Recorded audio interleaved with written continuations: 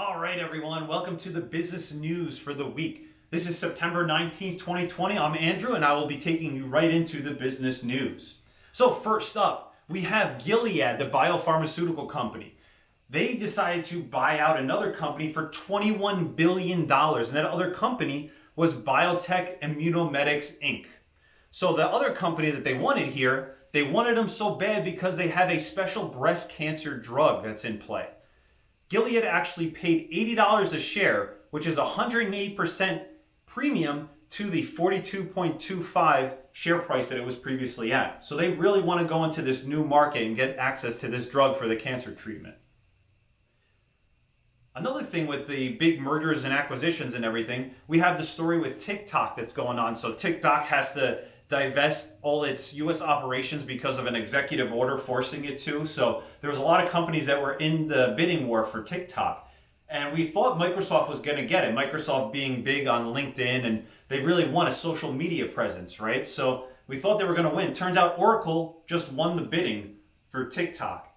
And it looks like going forward, they're also going to be partnered with Walmart, who will also get a stake in TikTok's business. So we still have to see how this will all play out, because there's a lot of legality and who's going to access the core information, where is the data center going to be held, and all of that. So we'll have to see how it turns out. But very interesting course of events there.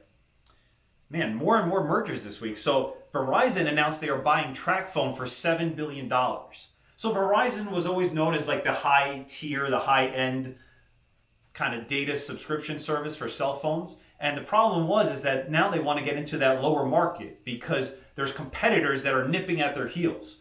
So you have a company like T-Mobile and Sprint, which just merged. They just completed their merger after they had like legal review and everything. And so they are number 2 now for the telecom providers. So Verizon's seeing some increased competition, trying to get into the new market to serve the Tracfone business, which is prepaid customers. You prepay for your minutes, unlike a lot of the plans where you pay a certain amount each month and then you have an unlimited data plan. A lot of people, are moving. People are moving out of the cities to go to the suburbs. They can telework now. They don't have to be in the city. They don't have to deal with the crazy costs of rent and for buying a property in the city. So now, if you look at Zillow, the market cap of Zillow is actually doubled, because a year ago, the stock was trading at around $32 a share. It is now at $87.26. A lot of realtors were having problems because people are not going to open houses or to events or to going down the block to check out everything while they're on lockdown, right? So people instead turned to online, and Zillow was right there for online. So you see how this pandemic is shifting viewer habits and how people are shopping and doing their everyday business or their business in life that they have to get done. Another interesting one with that would be Carvana, where people can buy their car online. So you're seeing these trends where the pandemic's shifting how people are doing business. Very interesting to follow. Now, there was one big news overseas in China where China had, this was a little bit back now, China took into custody 12 of these political activists there that were originally protesting against the security law that was going to be enacted in Hong Kong. They love freedom there. They love it. So they were part of these big protests. They were high-profile figures. Now that the security law has actually been enacted by the Chinese government on Hong Kong, they were trying to flee to Taiwan. Now, the problem with that, to get to Taiwan, they had to take a boat. And that boat was intercepted by the Chinese Coast Guard. The Coast Guard took them, and now lawyers that were backing them up were basically saying, no information was released on their capture or anything. And the lawyers were saying these individuals cannot be held on behalf of being involved in protests, because that would make the security law retroactive, right? They were involved in the protest, and then the security law was passed. They should not be able to be charged against that. Well, it turns out like the Chinese government, they didn't say right away why they were holding them, but now they're actually announcing that they're holding them because they illegally crossed from Hong Kong waters into Chinese territorial waters, and that is why they are being held. So wherever they are, this is the reason that they have. The Chinese say that their rights they're going to be allowed their rights and proper trials and everything, but we'll see how that goes, because once you get pulled into the gulag, it's interesting to see like where you'll end up, right? So a huge event every September is the Apple event, right? Everybody is like all about the Apple iPhones and everything. And there was one problem with this event. This time, Apple didn't announce a new iPhone. It was actually delayed because of the pandemic. So that new iPhone is not coming out until October. So they had their event, and it was a little bit different. It was great graphics and everything, but it was a different style because the people had to film it separately with the pandemic going on and everything. So some interesting points from there, right? The Apple Watch, they announced the Apple Series 6 watch. So this is the one that's going to be taking over from the previous version. It's got some better battery life, and it still has the big screen like the other one had, the Series 5. They're also going to have a lower-end Apple Watch SE that's going to be a little bit cheaper than the Series 6. Now, the majority of the time was actually spent, during the whole presentation, was spent on the Apple Watch. That was kind of the big thing. They also included Apple Fitness Plus. So this was an interesting concept. Apple was basically saying that you can watch on your Apple device, you can subscribe to this service, and they'll have these great different like personal trainers do a workout for you, and you can watch and perform the workout as well yourself. So you pay for this subscription service, and it seemed a lot like Peloton, right? Peloton had those bikes that you go and you do your bike ride, and you have the person talking to you on the screen, encouraging you and telling you, the different aspects of your journey there, and it gets really intense, gets people sweating, and it gives you motivation to actually do the work instead of just sitting there blindly on a bicycle trying to spin the wheels, right? So now that Apple's going to this, they also made an Apple One service. There's a bundle of subscriptions that includes Apple TV, Music, Fitness Plus, and iCloud. All these different things they're bundling together. So it kind of reminds us of how the cable companies used to do this, bundling a bunch of different offerings together and offering you a kind of a discount on that. And it gets you really tied into their service. And it's interesting with Fitness Plus because, Peloton stock was up, I think it was about, it was up 200% year to date because they had their IPO last year, towards the end of last year, right? So that stock is up 200%. People obviously need this in this type of situation right now where they want to work out at home. So it's a great addition with this Fitness Plus. So that was most of the stuff there for Apple, except they also added a new iPad. They have a Touch ID on the side of the iPad now. And believe it or not, it's actually been 10 years since the original iPad was released. And you notice a lot of these Apple products, it's kind of interesting that you have the iPhone that originally came out, the iPad, the Apple Watch.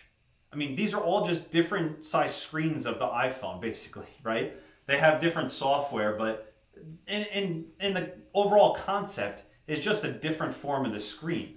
And they've had a lot of success doing that. It was 10 years ago, and this iPad is huge. And if you look at it now, all these different high schools and colleges and all these different educational systems around the country are ordering tons of iPads because the students are doing stay-at-home learning. And the easiest way for them to do that in a secure environment would be using the iPad. They can go on their Zoom calls, they can go on their specific class apps and everything like that. So it should be interesting to see how much business Apple gets from that. Moving on to the next one, we have Nikola. So Nikola is one of the few publicly traded car companies that makes electric vehicles. Or is going to make electric vehicles, I should say. You have Nikola and you have Tesla. Tesla was in the news, they had their stock split, the 5-for-1 stock split, and they had all the information about raising another $5 billion in capital, and they actually made cars, and they had profit for the last few quarters. So now you look at Nikola, and it was actually, the first news was that GM was going to buy an 11% stake for $2 billion in this company. So GM's really far behind on the electric vehicles, and they want to jump in by putting a big stake in this new company, right? Okay, so the stock popped on that, right? And there was a lot of interest in it. Then this company it's actually a short seller company. They came out and they said, this Nikola, it's actually a giant scam, right? The whole company's a fraud. So they put out this big report saying it was a fraud, and their biggest thing when they said that was that their truck, when they showed it, I think it was in 2017, the truck was moving down a hill, and they said it wasn't actually operating under its own powertrain. It was basically operating on the force of gravity, just going downhill. And Nikola's job is to make these trucks that are hydrogen fuel cells that charge batteries that charge the trucks. That's their whole, and they're, when I say trucks, I mean like freight carriers, like tractor trailers. So that's their whole business, is supposed to start off in that and then go into like pickup trucks and other items later on. But this was kind of like a stab at the heart of the company. And the company that said this was called Hindenburg Research. Hindenburg was an interesting name of a company that does short selling for a living. But since they do short selling, people were really skeptical if they could believe it, right? So then a little time passes, and Nikola says, you know what, we're going to respond to this. We're going to say this is all crazy, we're not a fraud, we know what we're doing. So they came out with their report saying they're not a fraud. Except there was a line there that basically said, in the instance of this truck where it was coming downhill, they never indicated it was actually running on its own power. So basically, it was just going by gravity downhill. So after all that stuff, that came out. Now you have the SEC is going to investigate Nikola to find out, if there is fraud going on there and exactly what the deal is. So if you watch the founder of the company, you can see his energy and you can see his enthusiasm. It seems like, they're trying to do something. Maybe they're not where they want to be. Or maybe they're just trying to do a fraud and they get 11% stake for $2 billion on a fraud and they get all that money. I don't know. So we'll have to see what happens with that. But it does remind me a bit about, I don't know if anybody's seen or heard of the Tucker car. You should maybe look up some information on that. But the first Tucker car, instead of operating on its own, they had to kind of push it up onto the stage because it wasn't operating at its normal capacity. There was a bunch of things with that, and they actually got investigated for fraud as well. And that was a ways back after World War II, between the, not sure the exact years, but yeah, that was a crazy car. So then, after all the news with Nikola, what do we have next? We have another merger, another one. That is, I've lost track here, but Nvidia is purchasing ARM Holdings for $40 billion. $40 billion. So, with $40 billion, they're getting access to exactly what they wanted here. This ARM company is actually a company that makes microprocessors, okay? Nvidia makes graphics processors. That's like for computer games, you can use that for crypto mining, for processing power in a data center or something like that. Now, this new company, they paid $40 billion for it, but it's going to add potentially $1.9 billion in sales. And the big thing with that is that Nvidia itself only has $11 billion in sales. So they just made a purchase that has given them $1.9 billion in sales and access to an entirely new market that they were not in before, a market segment. So very big there. And one little other thing is that most of the cell phones of the world are powered by ARM's microprocessors. So Nvidia is trying to kind of go into these markets where they see there is a lot of potential, a lot of growth, and they want to go into those besides their core business. Next up, we have over in Tokyo. So in Tokyo, we had the Prime Minister Shinzo Abe. He retired abruptly for health concerns. That's what he was citing, was health concerns. So now you have the ruling party elect Yoshihide, I don't know how to say that, Yoshihide Suga, I'm going to go with, as the new potential prime minister of Japan. So we're going to see how this plays out and what his economic policies are going to be, how he's good for business, if he's not good for business. But this might be an end to what they called Abenomics. So that was under Shinzo Abe, where basically it was, you're basically bailing out the bad sectors, you're printing a lot of money, and you're encouraging growth by adding debt. And there's good and bad with that, but I'll leave that up to you to decide if that's good or bad. We'll see where it heads from here now that there's going to be a change in the political leadership. Now we travel over from Tokyo to the Middle East. So in the Middle East, there was actually a huge peace deal that was set up between Bahrain and the United Arab Emirates and Israel. So this is the first time that Israel's actually signed this kind of like a treaty to normalize public relations with these other Middle Eastern countries that are Arabic. So looking at it now, I watched some of the information and the video on it, and I understand they're trying to it's a momentous thing to happen, to actually have representation and have it be real. But when you look at the fine print, they basically said, both Bahrain and United Arab Emirates said that any future peace would be dependent on Israel having a two-party or two-state system with Palestine. And Israel in the past has basically said that, they kind of don't want to even talk about having Palestine as a separate state or anything like that. So although there's formal relations now, I don't know how far this is going to go. Going into the IPO market, which is just been deemed red hot by the Snowflake IPO. So the Snowflake IPO, this was a big one coming in, right? It's right in the center of like what's been happening over the past 10 years with cloud computing is data center and storage and everything. And so Snowflake is involved with that. It's a cloud storage and computing company, right? So their goal was to raise $33.3 billion in this IPO. Originally, they were going to come out and they were setting a price target of $120. And then they were like, there's a lot of demand for this. And then all of a sudden we heard reports that both Salesforce, the company Salesforce, stock symbol CRM, and Berkshire Hathaway, that's Warren Buffett's company, were both going to invest in this IPO. So that's kind of huge news, right? Because Mark Benioff, the CEO of Salesforce, and Warren Buffett, involved with Berkshire Hathaway, those are two huge names that have behind your company, and both of them a lot of times are able to see trends before everybody else. So that's what you're having here. And when they went into this company, this is the first time in 50 years that Berkshire Hathaway has invested in an IPO. And it's in the middle of this pandemic when we don't know if the world's ending or not. So very interesting news. So after all this happened, right?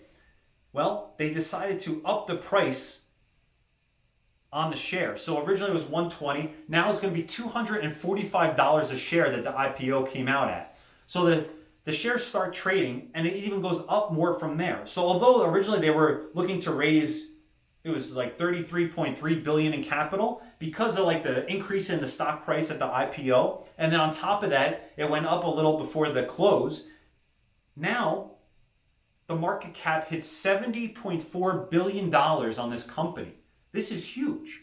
This is actually the largest software IPO in all of history. It just beat the record. And we have it right here. So now, looking at it, in February of this year, a few months ago basically, what happened was you had this company worth $12.4 billion. It is now worth $70.4 billion. So you can see the giant growth there in that. I mean, that's a big one. So that's one for the record books, and we're going to see how this plays out. And again, they're positioned in a great spot for what's going on in the marketplace right now. Amazon. So Amazon announced they are going to be doing their own podcasting platform. So we all know podcasting is big, or we should know that by now, right? Because Spotify a little while back got into podcasting. Apple was always into podcasts. That was kind of the original center of it. But Spotify has been buying up all these big name celebrities and buying up all the different shows that are kind of popular on other platforms, and they're putting it on Spotify. They just did a deal for the Joe Rogan podcast, over 100 million, and they did some more before that as well. So now that you're seeing Amazon going into this is just another one that is going to be in that market, and there's going to be a lot of dollars flowing to people that have a really good podcast. So this one is going to launch with 70,000 different podcasts. That's nowhere near what Apple Podcasts or even I think Spotify has, but it's a start. And just the fact that a powerhouse like Amazon is going into this market shows that there's a lot of potential there. They also announced they're going to be hiring another 100,000 workers. So this is one company that during the pandemic is still hiring. There's still goods being shipped all over the country. And that is reflected now in the stock price, which is a big news that it also went over $3,000 a share at $3,078.10. So big news from Amazon. Regarding all those shipments and everything from the pandemic, we also noticed that the transportation index is at a 2-year high. So normally when you have an economy, you need the transports to be going up to show, it's kind of like that's the volume that shows that the trend is real. Because when you have that, that means that goods and services are flowing throughout the economy. So now You had FedEx, which reported another great quarter, and they actually took their report that they wanted to ship 100 million packages by the year 2026, and they brought it down 3 years to 2023. They said we're going to meet that by 2023 already because the amount of people shipping around everywhere, shipping packages everywhere, has increased so much. So that was interesting news there. And it's also, it's kind of crazy how you have certain parts of the economy just utterly collapse, and you have restaurants on lockdown. Maybe they can open with 25% capacity. You have malls going out of business. And then you have, online commerce and e-sales and all that stuff going crazy, all these shipments going all over. It's like the tale of two economies. Next up, we have Carnival Cruise Lines. So Carnival Cruise Lines, this one, they needed more money. They're running out of money now. They just announced their quarter, or they announced that they were expecting a loss of $3 billion for this quarter, right? So they're seeing an improvement in second half of the year bookings, but still, when you have $3 billion losses, that's a problem. And originally, they were thinking that they would have enough money for a while. A while back, they raised, I believe it was $6.25 billion and cut their dividend, right? And the CEO came out and he said, hey, this is great. This is going to be enough money for us to wait until the skies are blue again and the pandemic's over and people are coming back. It'll give us enough capital for a year. But then it kind of ran out in a couple of quarters. So now they're choosing to sell new shares of the company on the stock exchange to raise another $1 billion in capital. But if you're burning at $3 billion a quarter, we're going to see how that goes. It's kind of interesting, though, that they kind of miscalculated how bad it was going to be for that long. They're also retiring a number of their ships. And just like the airlines, these cruise companies, so Carnival Cruise Lines is the largest operator of cruise ships. Then you have Royal Caribbean, and then you have Norwegian Cruise Lines as the other ones that are also experiencing their own troubles.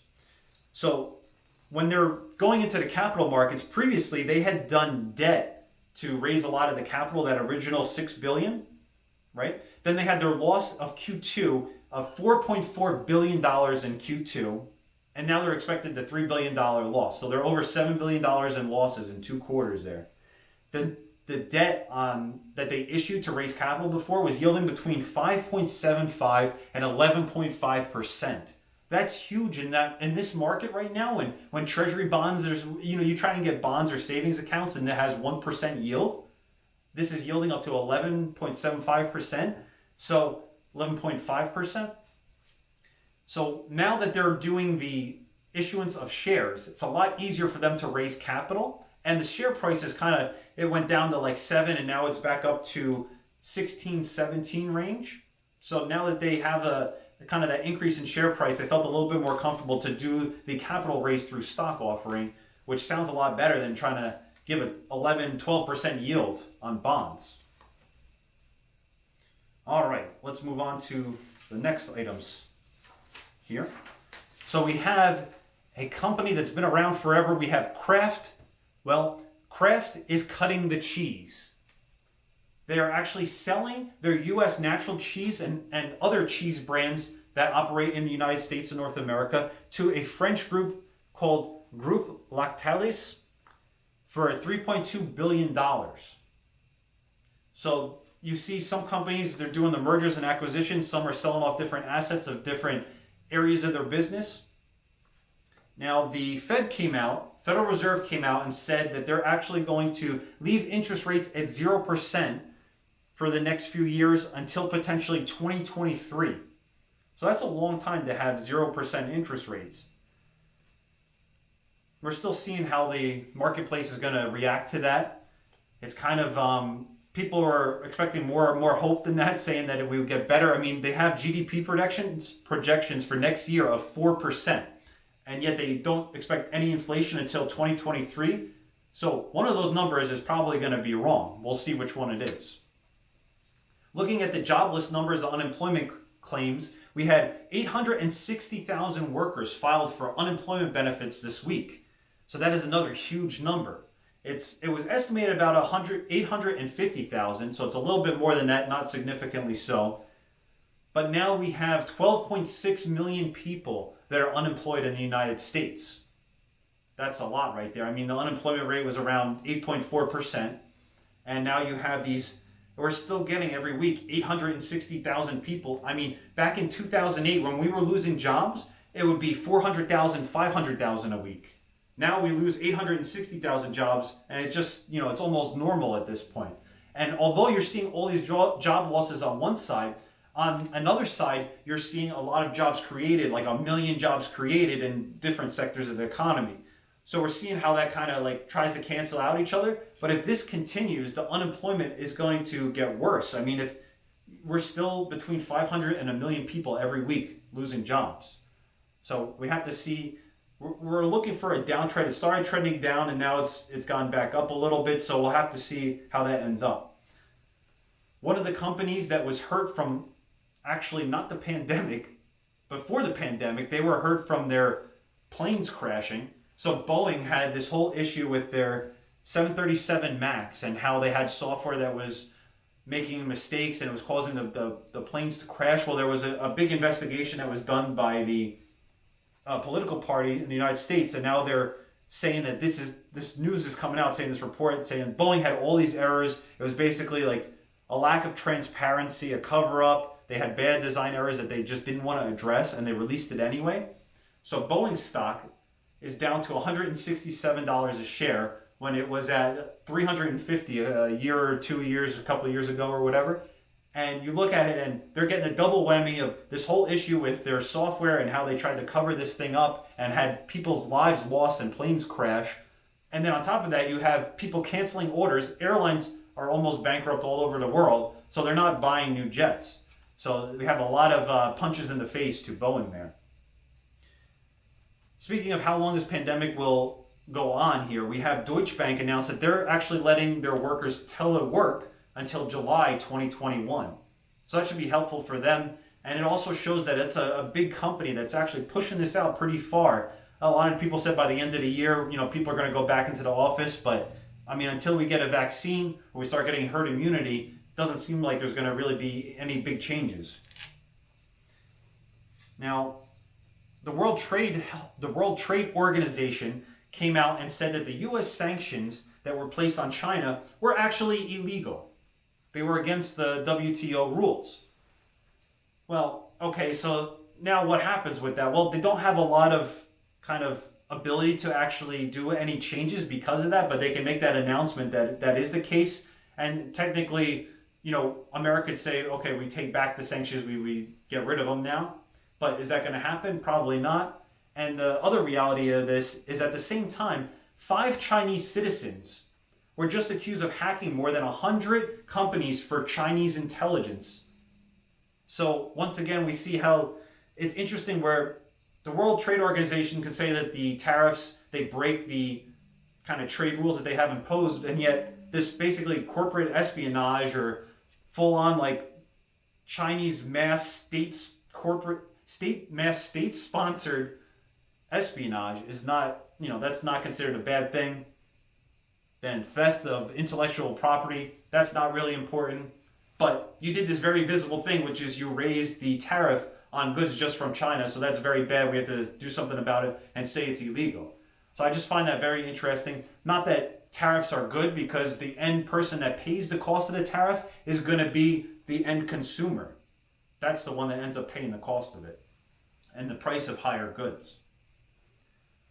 So we see the troubles with financials over there too, and with the tariffs and everything. But then we have going to states now. A lot of states are suffering from this pandemic because they're making less money from tax revenue. And on top of that, they're trying to do stimulus and trying to offer help to different areas of their economy or businesses. And we have New Jersey, which now has a budget deficit for the current year estimated at $131 million. So New Jersey just passed a new tax on millionaires. If you make between $1 million to $5 million a year, your income tax within the state, never mind the federal income tax, is going to go between 8.97% up to 10.75%, depending on how much you earn there. So that's another big thing where, people say that millionaires will flee the area if you raise the taxes on them. But right now we have these kind of government shortfalls and state shortfalls in the budgets. And they also announced that they will be giving a rebate of $500 to anybody that has a child, basically, based on your income. If it's $150,000 if you're married, and if it's $75,000 if you're single and you have a child, you get that $500 rebate. The funny thing with all this is that tax raise is not going to really change anything, because the rebate pretty much is the same amount expected in revenue as what you're giving out in the rebate. So one, I believe, was, let me see, one was like $390 million a year they were going to make in revenue, supposedly, estimated. And then one was $340 million they were going to give out in rebates. So they would only give them a net positive of $50 million, if those numbers were correct. But the problem is that whenever you make the revenue projections, that goes against what people want. So those are always lower. And whenever you do something like a rebate, or you're giving additional money out that's a cost to you, people want that. So that's going to be higher. So even with that, I mean, this doesn't really close the budget deficit enough. It doesn't really get rid of it. So we're going to see this is going to be happening throughout the country as tax revenues are going to be going down, and we're going to be having costs increased. With that, we're starting to see issues in a lot of residential and commercial mortgage markets. So if you remember, 2008 all started because of the subprime crisis, the subprime loans. That was the center of the crisis, right? So it started from there, and it kind of blew up into everything else. Well, now think about how many malls that we have, how many restaurants, how many strip malls that have stores that, they can't even open their doors. Or if they can open their doors, it's limited capacity, 25% capacity, or, you're not allowed in without a mask. People aren't going to go there because they don't want to get sick. Or if it's something that, was an event type place, you can't have large gatherings of people. So you can't even operate. So they've all been closed. They can't pay their rent. They can't pay their money to the landlord that owns the property. And all these malls and everything are running into serious financial trouble. So we're going to see how big this is going to develop, because we've been in this kind of lockdown situation for about 7 months now. And if it keeps going, if it goes for a year or a year and a half, I mean, how long can this go and have all these companies still make it? That's the question. Only time will tell on that one. But that's a huge factor for the economy. Now, we had a big announcement from Apple and everything. And the interesting part of that is that Apple, at $106.84, has actually dropped about 22% from its peak. So people didn't seem to like the news that they put out from this market. And we've also, from the big event, and we've also had the market selling off in tech shares. You had, Microsoft and Oracle, Apple, Amazon, Tesla, Nvidia. You had a lot of these big tech companies, Salesforce. They all started selling off after having these really nice big run-ups, because the market valuations seem to be getting pretty high. And now we're seeing a bit of a shakeout on there. Apple actually lost $500 billion in market cap in that time. So, yeah, that's pretty crazy. If you look at the S&P 500 as an index, it actually dipped below its 50-day moving average for the second day. So that would indicate that this sell-off is continuing. We're on a downward trend. We have some big news in gold, the gold market, the precious metal. So gold is at about $1,950.39 right now. And we just had a big announcement from a company called Asian Global Markets, a Swiss bank. At UBS. And the head of the Asian Global Markets made the announcement. He basically said that, we think gold is going a lot higher. And they raised their forecast for next year to $1,850 to $2,100 an ounce. So, although they came out with this report saying that for longer than expected, they expect the price of gold to increase, it's not that much of a big increase. They're saying there's global uncertainties and everything, but even at the high of that, you're only looking at a 7.7% return in a year. I mean, stocks on average return more than that. So wouldn't it still be better to be in stocks instead of gold? So I wonder if they're kind of going on the low end on their estimates, or if they just feel that although gold is going to go up, it's just not going to be a significant increase, or maybe the alternative investments such as stocks and everything else might not be going up as much. Another note on gold and how it has had this big run up recently to around $2,000. So in Turkey, the Turkish lira has been selling off. And if you look at one of the famous spots in Istanbul is the Grand Bazaar. And they sell all sorts of goods there. But one of the big factors is the gold market. They have a lot of places where you can buy physical gold and jewelry, and the sales there have been going crazy. The average daily volume of gold went from 450 pounds to 4,500 pounds. Average daily volume. So it jumped like that. There's so much demand that the actual market in Turkey cannot sustain it. So they're importing more gold as a country. Turkey imported $15 billion of gold, which was a 153% increase from a year ago. So you're seeing this, there's uncertainty everywhere with what's going on, and a lot of people are going into alternative assets such as gold. There's also a lot of money printing. Here you're seeing a direct correlation between the value of the Turkish lira going down and the value of gold going up in that currency, and more demand for that gold, because that is a way for people to diversify away from the crashing value of the currency.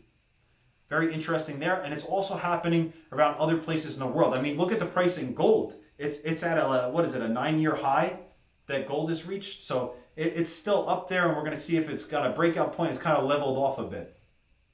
But that's enough for gold there.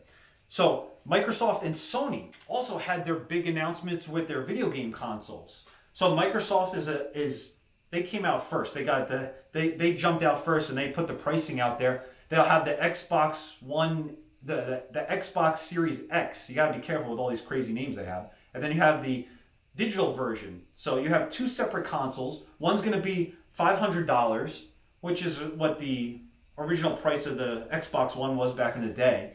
And then you have the cheaper version that's digital only, doesn't have a disc drive, and that one's going to be $300. And they're really pushing this video gaming as a subscription, just like every company is pushing subscriptions right now. So they want you to sign up for the subscription service, you pay an X amount per month, and you get access to all these different games for as much as you like. And we see that not only is Microsoft doing this, but Sony also came out with their two consoles, the top one being $500 and the digital version being $400. So their digital version is a little bit more expensive than the Xbox One, but PlayStation is kind of doing the same kind of thing where they have a lot of digital sales and they believe digital may be the future. So that is why they're doing this with these split consoles, and it's also offering it to people to make it more affordable, right? You can get whichever edition you can afford or which you're comfortable with. So that's a lot of big news this week. A lot of big announcements from companies. September is traditionally the worst month for stocks, so we're kind of seeing a lot of turmoil in the stock market, trying to find a level. We also have an election coming up soon in November. The Microsoft and Sony consoles also come out in November. And yeah, a lot of stuff going on. You saw all those mergers and acquisitions. Traditionally, when you see mergers and acquisitions, that means that, maybe companies are not too expensive right now. Maybe valuations are not too high. Because if another company is willing to come in and buy it, that means they feel like they can make more money off of the assets of that company than they're paying for it, right? Otherwise, they wouldn't do the deal. If the company was overvalued, they wouldn't be doing that. So usually that's a good sign for the economy. And again, the stock market is a forward indicator for the economy. So it's good to see what level that plays out at. And at the same time, you have to look at the underlying fundamentals in the economy to see where we're heading. One big thing, you can see why this was a crazy week, is that the best performing stock of the week was General Electric. General Electric is a company that was actually, now that like Apple and Amazon and Microsoft, and those are like the biggest companies in the world now. But before, it used to be General Electric. I think they were worth $500 billion market cap at one time. Well, the stock now trades under $10. Recently, it was between $6 and $7. But the thing was, this past week, it was up 15.6% in the week, making it the best stock of the week. So there you go. You got some interesting news this week. I'll see you next time for another business roundup so we can see all this great, amazing business news and how the economy's doing. Thanks for watching.